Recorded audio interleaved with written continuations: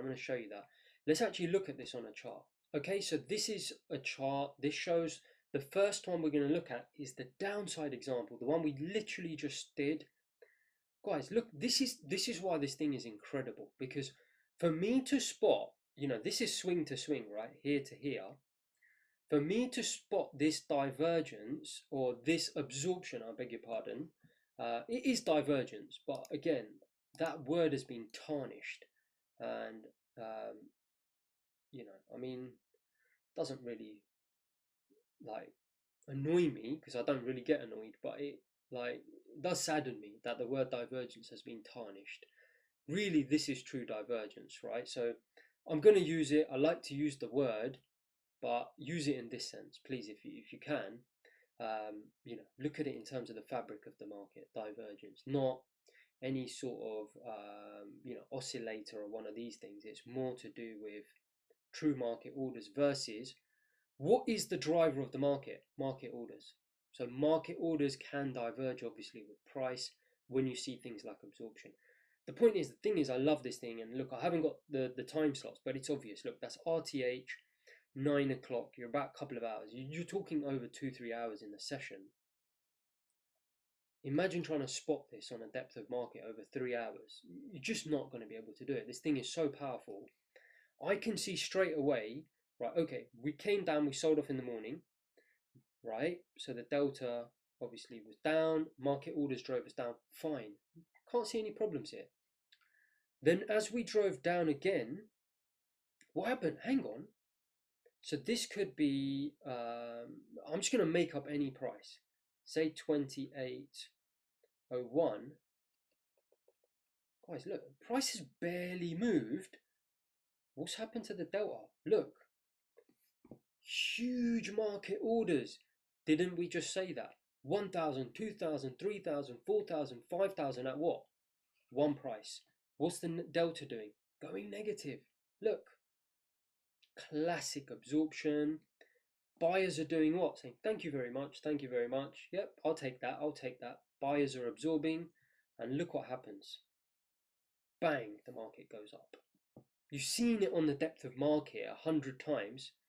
Now you can see it on the chart. It's exactly the same thing. You're absorbing, and look at the aggression. You can actually see the bars are really thick and red. That is, you know, significant numbers of people trying to sell at what?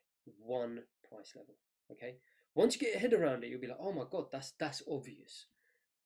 Price is not moving down, but contracts are still hitting the bid, hitting the bid, hitting the bid, thousands. So what's happening? People are getting trapped. Sellers are getting trapped. What happens when sellers get trapped and they realize it and price starts moving against them? Oh, oops, I'm in trouble. I've got to get out here. Bang, and the move happens the other way. Obviously, also, the person absorbing is probably going to get aggressive as well, and you know, so there's going to be all those multiple factors, which we've talked about in the footprint and obviously in the dome section. And then I just want to show you one the other way, okay? So here is exactly the same thing happening, but the other way, okay? So if you think about it, look what's happening here.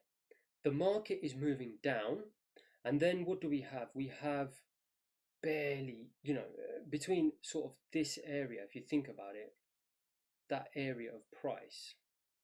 Right, let me just draw this out. Sorry, let me do this properly.